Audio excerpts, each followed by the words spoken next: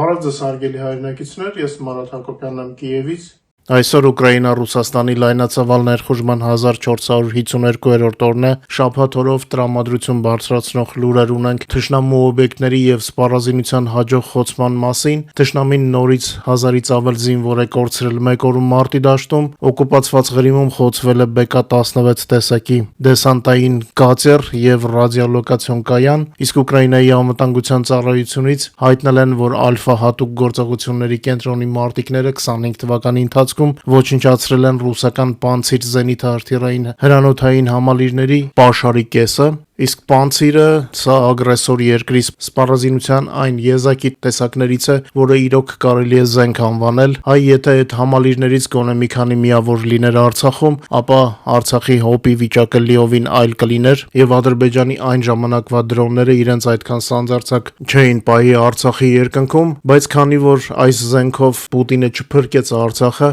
ուրեմն չպետք է լինի այդ զենքը նաեւ ռուսների մոտ, հատկապես երբ այդ զենքը փորձում է խանգարել մեզ խոցել ռուսական թիրախները հենց Ռուսաստանի տարածքում։ SBU-ի Ալֆա հատուկ ջոկատայինները 25 թվականին հեռահար հարվածներով կիսով չափ կրճատել են ռուսական Պանցիր համալիրների քանակը։ Նշվում է, որ Պանցիրը Ռուսաստանի հակաօդային պաշտպանության ժամանակակից եւ առանցքային համակարգերից է։ Մեկ համալիրի արժեքը տատանվում է 15-ից 20 միլիոն դոլարի սահմաններում։ Հենց այս համակարգերն են համարվում ամենաարդյունավետը ուկրաինական հեռահար դրոնների դեմ պայքարում, այդ իսկ պատճառով էլ ոչնչացվում են, որպեսզի արդյունավետ չլինեն։ Պանցիրների համակարգված ոչնչացումը ունի ռազմավարական նպատակ ճեղքել հակառակորդի օդային պաշտպանությունը եւ միջանցքներ ստեղծել նրա խորը թիկունքում թիրախները խոցելու համար։ Սա Ուկրաինայի պաշտպանության ուժերին թույլ է տալիս արդյունավետորեն հարվածել օկուպանտների ռազմաբազաներին, պահեստներին, օդանավակայաններին եւ այլ օբյեկտներին։ Միայն 25 թվականին Ալֆայի կողմից ոչնչացված ռուսական համակարգերի ընդհանուր արժեքը գնահատվում է 4 միլիարդ դոլար, ասեք որ շատ լավ արդյունք է,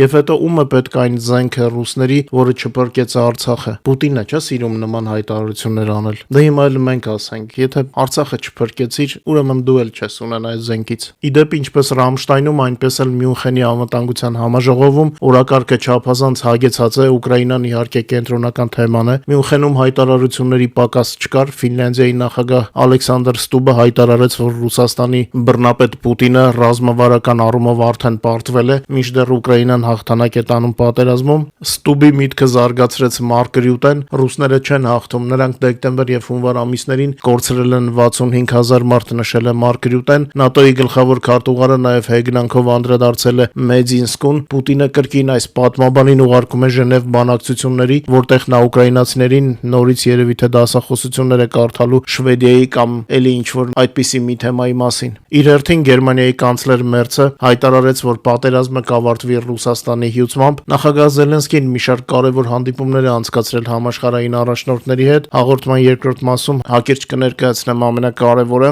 Զելենսկու օրակարգից։ Ցավալի է, որ Հայաստանի իշխանությունները ներկայացված չեն Մյունխենում, կուզեինք ավելի ակտիվ տեսնել մեր հայրենիքի ներկայացուցիչներին։ Մարկ Ռուբիոյի հայտարարությունը Ուկրաինայի պատերազմի եւ այսպես կոչված բանակցությունների մասին շատ ավելի խորն էր, քան Թրամփի հերթական հայտարարությունը պատերազմը դադարեցնելու Պուտինի պատրաստակամության մասին։ Իմ մոտ այնպիսի տպավորություն է, որ Թրամփը ձախողված կինոսցենարիստ է, ֆանտաստիկ ժանրերի համար նա կարող էր լավ սցենարներ գրել։ Զելենսկին պատասխանել է Թրամփին Պոլիտիկոյին տված հարցազրույցում, Ուկրաինայի նախագահը թարմացրել է Թրամփի հիշողությունը, անդրադառնալով Պուտինին, Զելենսկին նշել է, որ Պուտինը հնարավոր է իրեն թագավոր է կարծում, բայց իրականում նա պատերազմի ստրուկ է։ Զելենսկու հայտարարությունները բավականին կոշտ էին, մենք ամենակարևորը ներկայացրել ենք մեր Telegram-յան ալիքում եւ քիչ անց ես կանդրադառնամ նաեւ ամենակարևոր թեմային։ Լուրերը շատ են, բայց ես կփորձեմ ձեզ ինչպես միշտ ներկայացնել ամենակարևորը։ Մինչ մեր հաղորդման մյուս թեմաներին եւ առաջնագծի լուրերին անցնելը, խնդրում եմ օգտագործել YouTube-ի գործիքները մեր եթերի առաջ խաղացմանը նպաստելու համար։ Խնդրում եմ լայքեք եւ եթե հնարավոր է կիսվեք մեր հեռարձակմամբ սոցիալական ցանցերում։ Հիշեցնեմ նաեւ, որ օրը 24 ժամ կարող եք տեղեկանալ Ուկրաինայի եւ Ուկրաինայի շուրջ նորությունների մասին մեր Telegram-յան ալիքից, QR կոդը ձեր էկրաններին է, ովքեր դեռ բաժանորդագրվել բաժանորդագրված չեն,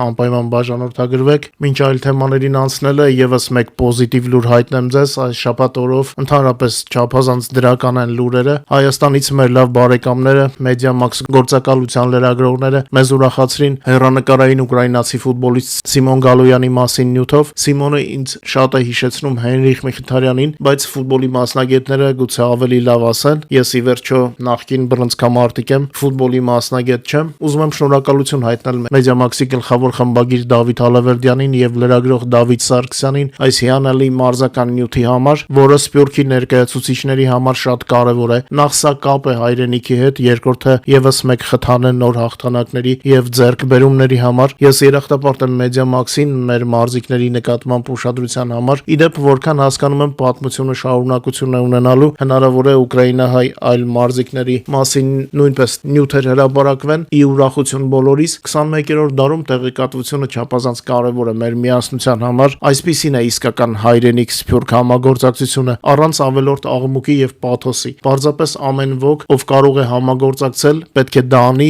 եւ չսպասի ինչ որ չինովնիկների քայլերին, հա։ Իսկ Սիմոն Գալոյանին մաղթենք հաջողություններ եւ թող նա մեզ ուրախացնին, ինչու՞ չէ նաեւ ազգային հավաքականի կազմում։ Հաջողություն ենք մաղթում Սիմոնին։ Ուկրաինան գնացել է բազմաթիվ փոխզիջումների Ռուսաստանի հետ պատերազմի կարգավորման հարցում, ներառյալ առանց նախապայմանների հրադադարի առաջարկը, որն արեց Թրամփը եւ որը մերժեց Մոսկվան, հայտարարել է Ուկրաինայի նախագահ Վլադիմիր Զելենսկին Պոլիտիկո պարբերականին տված հարցազրույցում։ Մեջբերեմ ամերիկյան կողմից նախագահ Թրամփից որոշակի ազդակներ կան, նրանք ասում են եկել է փոխզիջումների ժամանակը, դուք կարող եք որոշակի քայլեր անել առաջ։ Մենք գնացել ենք բազմաթիվ փոխզիջումների, Պուտինն ու նրա ընկերները բանտում չեն։ Սա ամենամեծ փոխզիջումն է, որին աշխարհը գնացել է, ասել է Զելենսկին Մյունխենի անվտանգության համաժողովի շրջանակներում մեկնաբանելով այն զիջումների հարցին, որոնց Կիևը կարող է գնալ Ամերիկայի խնդրանքով։ Զելենսկին պարզաբանել է, որ հարգելով խաղաղության գործընթացում օգնելու Ամերիկայի ձգտումը, Կիևը համաձայնել է գնալ հրադադարի առանց որևէ նախապայմանի,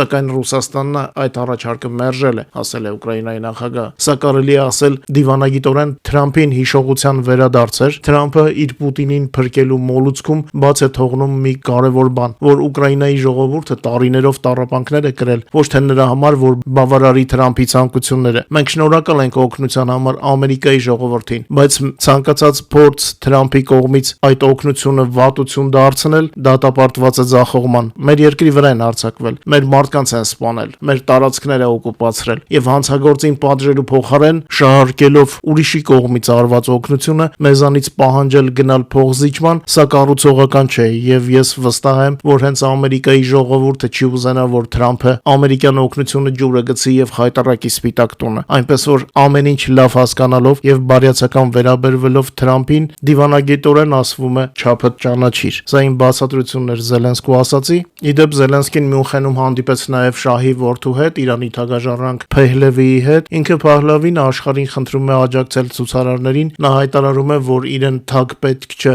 Իրանի թագաժառանգ արքայազան Ռզա Փահլավին հայտարարել է, որ չի հավակնում իշխանության եւ իրեն դիտարկում է որպես կամուրջ երկրում քաղաքական փոփոխությունների համար։ Նա նաեւ կոչ արել միջազգային հանրությանը հումանիտար աջակցություն ցուցաբերել իրանցիներին։ Ինձ թվում է շատ կարեւոր մեսեջ է սա։ Հայաստանի վարչապետ Փաշինյանը առաջարկել է Ռուսաստանին Հայաստանի երկաթուղիների իր կոնցեսիոն իրավունքը վաճառել երկու կողմերի համար բարեկամական մի երկրի, օրինակ Ղազախստանին։ Այս մասին կառավարության ղեկավարը հայտնել է լրագրողներին, դե ինչ, եթե Կրեմլից կառուցողական պատասխաններ չհնչեն, ապա միջազգային պատժամիջոցների համաձայն հիմքեր կան պարզապես չեղարկել պայմանագիրը եւ Ռուսաստանից խլել հայկական երկաթուղին։ Տեսնենք ընտրություններից առաջ Փաշինյանի մոտ կգտնվի նման քաղաքական կամք։ Իսկ այս ընթացքում Ալիևը France 24-ին տված հարցազրույցում պատմել է, որ Ադրբեջան կատարած այցի ժամանակ ԱՄՆ փոխնախագահ Ջեյ Դի Վենսը բարձրացրել է Ադրբեջանում բանտարկված Արցախի առաջնորդներին ներում շնորհելու եւ ազատ արձակելու հարցը։ Մեջբերեմ նա բարձրացրեց նաեւ այդ հարցը եւ ես ներկայացրեցի Ադրբեջանի դիրքորոշումը այդ հարցի վերաբերյալ եւ վերջ, ասել է Ալիևը, շարունակելով երկար բարակ խոսել ադրբեջանական տեսակետի մասին։ Կարծում եմ Ալիևը լավ է հասկանում այն գինը, որ Ադրբեջանը ստիպված կլինի վճարել Ամերիկայի փոխնախագահին մերժելու համար։ Հնարավոր է առայժմ Ամերիկան չուժեղացնի ճնշումը Բաքվի վրա, բայց Ամերիկայի հայկական լոբին պետք է այս հարցը միշտ արդիական պահի, որպեսզի Վաշինգտոնը ճիշտ պահին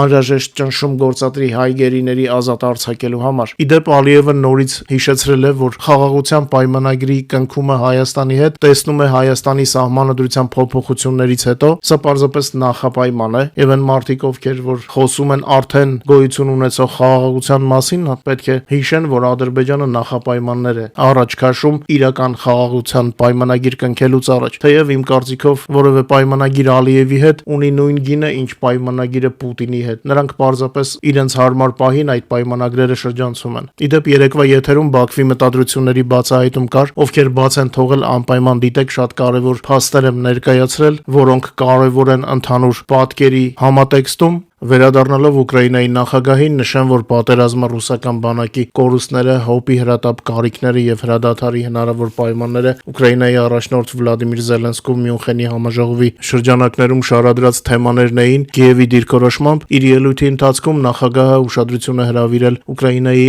էներգահամակարգին հասցվող օկուպանտների մշտական հարվածներին։ Երկրում չի մնացել ոչ մի էլեկտրակայան, որը վնասված չլինի ռուսական հարվածների հետևանքով։ Այդուհանդերձ, չնայած ավերածություններին, Ուկրաինան շարունակում է էլեկտրաէներգիա արտադրել եւ պահպանել էներգացանցի գործունեությունը։ Պետության ղեկավարը մատնանշել է Ուկրաինային հոբ լրացուցիչ միջոցների մատակարարման անհրաժեշտությունը։ Ամենահրատապ կարիքը մնում են Պետրիոտ համակարգերի հրթիռները, NASAMS-ի զինամթերքը եւ IRIS-T-ի միջոցները։ Առանձնակի ուշադրություն նախագահը դարձրել է ռազմաճակատում տիրող իրավիճակին եւ ռուսական բանակի կորուստներին։ Նրա խոսքով Դոնեցկի մարզում ռուսական զորքերի առաջխաղացման գինը կազմում է միջինը 156 զինվոր յուրաքանչյուր գրավված կիլոմետրի համար։ Դեկտեմբերին օկուպանտների կորուստները կազմել են 35,000 մարդ, սպանված եւ վիրավոր։ Հունվարին հարձակումների ինտենսիվությունը նվազել է, իսկ Ռուսաստանի համակցված կորուստները կազմել են 30,000 մարդ։ Զելենսկին նաեւ նշել է, որ Ռուսաստանը ամսական մոտ 40,000 մարդ է զորահավաքում բանակը համալրելու համար։ Բացի այդ, պետության ղեկավարը հայտնել է, որ Ուկրաինան արդեն ունի հզոր պայմանավորվածություններ Ամերիկայի եւ եվրոպական գործընկերների հետ, որոնք պատրաստ են ստորագրման։ Զելենսկին ընդգծել է պատերազմի ավարտի վերաբերյալ ցանկացած համաձայնագիր պետք է պարտադիր ներառի Ուկրաինայի համար իրավաբանորեն ձևակերպված անվտանգության երաշխիքներ, առանց այդ տարի կայուն խաղաղությունը անհնար է։ Ուկրաինան պատրաստ կլինի ընտրությունների անցկացմանը երկամսյա հրադադարի պայմաններով։ Կիևը պատրաստ է նաև հրադադար տալ ռուսներին Ռուսաստանում ընտրություններ անցկացնելու համար։ Համապատասխան հայտարարություն Վլադիմիր Զելենսկին արել է Մյունխենի անվտանգության համաժողովի շրջանակներում։ Պետության ղեկավարը նշել է, որ ուկրաինացիները ամեն օր ենթարկվում են հրթիռային գնդակոծությունների, նման պայմաններում ընտրությունների անցկացումը հնարավոր չէ։ Սրանք էին իմ կարծիքով ամենագլխավոր մեսիջները, որ հղեց Ուկրաինայի նախագահը, չհաշված երկկողմ պայմանավորվածությունները, որոնք տեղի են ունեցել Մյունխենում։ Անցնենք ռազմաճակատի լուրերին։ Նախորդային ռազմաճակատում գրանցվել է Ուկրաինայի պաշտպանության ուժերի եւ ռուսական զավթիչների միջև 218 մարտական բախում։ Հարավ-Սլաբաժանսկի ուղղությամբ թշնամին 15 անգամ փորձել է ճեղքել ուկրաինական պաշտպանական բնագծերը։ Լիմանի ուղղությամբ ռուս զավթիչները իրականացրել են 17 հարձակում, փորձելով ներխուժել մեր պաշտպանության մեջ։ Կոնստանտինովկայի ուղղությամբ ռուսական զորքերը կատարել են 18 գրոհ։ Գուլայպոլիի ուղղությամբ տեղի է ունեցել ռուսական 35 հարձակում, իսկ Պոկրովսկի ուղղությամբ Ուկրաինայի պաշտպանները կասեցրել են ռուսական բանակի 56 գրոհային գործողություն։ Անցած մեկ օրվա ընթացքում հակառակորդը կորցրել է եւս 1070 զինվոր եւ 1071 միավոր տեխնիկա եւ սպառազինություն։ Ուկրաինայի գլխավոր շտաբի գնահատականներով լայնամասշտաբ պատերազմի սկզբից ի վեր ռուսական կորուստների ընդհանուր թիվը արդեն կազմում է 1,252,020 օկուպանտ։ Ռելիզը ձեր էկրաններին է։ ՕՍԻՆՏ վերլուծաբանները հաստատել են Ուկրաինայի զինված ուժերի հակահարձակողական գործողությունները Զապորոժիեի եւ Դնեպրոպետրովսկի մարզերի սահմանագծին։ Քարտեզը ձեր էկրաններին է։ Ուկրաինայի զինված ուժերը առաջ են շարժվել Վերբավոյի շրջանում, օկուպանտներին հետ մղելով Նավա-Ալեքսանդրովկայից։ Ուկրաինայի գենշտաբը դեռ չի արձագանքում սրան, իսկ սա նշանակում է, որ գործողությունները շարունակվում են, այնպես որ երբ խոսքը գնում է ռուսների առաջխաղացման մասին, պետք է նաև հիշենք, որ Ուկրաինան ժամանակ առ ժամանակ կատարում է հակահարձակողական գործողություններ եւ ռուսներից խլում է նրանց նախորդ գրավված դիրքերը։ Կարելի ասել, որ աշնանից ռուսները որևիցե լուրջ առաջխաղացում չունեն, եթե ինչ որտեղ առաջ են գնում, հետո ստիպված են լինում ետ գնալ։ Այդ իսկ պատճառով Պուտինը, որպեսզի պատկեր ստեղծի իր միլիտարիստ աուդիտորիայի համար, հարձակվում է ուկրաինական քաղաքների վրա եւ էներգոհամակարգի վրա, այդպես վախկոտի վարքով փորձում է հզոր ձևանալ։ Ուկրաինայի հակաօդային պաշտպանության ուժերը ոչնչացրել են 112 թշնամու դրոններից 91-ը, որոնցով ռուսները հարձակվել են Ուկրաինայի վրա։ Փետրվարի 13-ին ռուսները հարվածել են Իսկանդեր-M բալիստիկ հրթիռով, ինչպես նաեւ 112 հարվածային դրոններով, Շահեդ, Գերբերա, Իտալմաս եւ այլն տիպի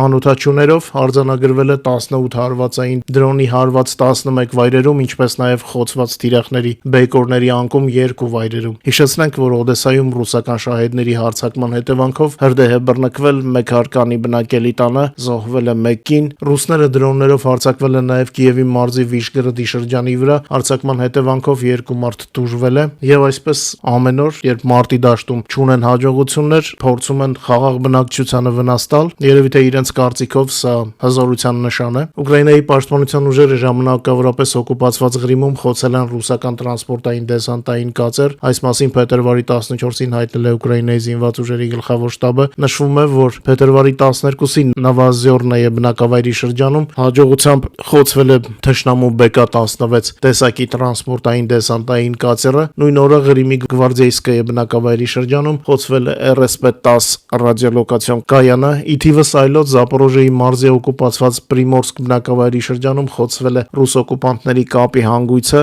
Բացի այդ, 3 փետրվարի 13-ին Դոնեցկի մարզի օկուպացված Նովոեկոնոմիչեսկայե բնակավայրի շրջանում խոցվել է թշնամու զինամթերքի պահեստը։ Ուկրաինայի պատասխան հարվածները ռուսական էներգետիկային շարունակվում են։ Ռուսաստանի տարածքում ռազմական եւ ռազմավարական թիրախների խոցմանը զուգահեռ, օրինակ Բելգրադում, ըստ ռուսական տվյալների, մինչև ջեռուցման սեզոնի ավարտը ջեռուցում քաղաքում այլևս չի լինի։ Սա մեր պատասխանն է այն բանի համար, որ նրանք ցանկանում էին սառեցնել կիևցիներին։ Ուկրաինական կողմի հարվածներ են գրանցվել Ռուսաստանի սահմանամերձ շրջաններից մինչև Տուլայի մարզ։ Բոլոր հնարավոր կադրերը մեր Telegram-յան ալիքում են, կարող եք վայելել։ Շաբաթօրով շատ չերկարացնեմ եթերը։ Խնդրում եմ չմոռանաք լայքել եւ տարածել մեր հաղորդումը, եւ իհարկե ովքեր դեռ բաժանորդագրված չեն, խնդրում եմ բաժանորդագրվեք։ Եվս մեկ անգամ շնորհակալ եմ, որ մեզ հետ եք, ձեր լայքերով եւ մեկնաբանություններով շատ եք օգնում եւ քաջալերում։ Հույս ունեմ կհանդիպենք արդեն վաղը, գուցե ել ավելի լավ լուրերով։ Մնացեք բարով։